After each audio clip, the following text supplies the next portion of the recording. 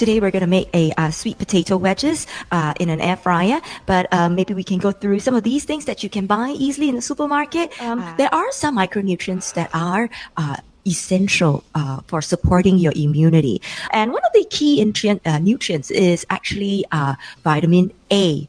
And that's why we are using sweet potatoes. So half a cup of this would give you all the vitamin A that you need, together with a nutritional yeast that is rich in B12. All right. The next few nutrients are a bunch of B vitamins. And B vitamins are responsible for a lot of parts of metabolism, as well as DNA and cell formation. Freshly frozen food that is doesn't have any added sugar or salt, and so they are quite good. So I'm just going to cut them up into wedges. Nice sweet potato inside. Drizzle a little bit of oil in there. Oh, really? Garlic powder.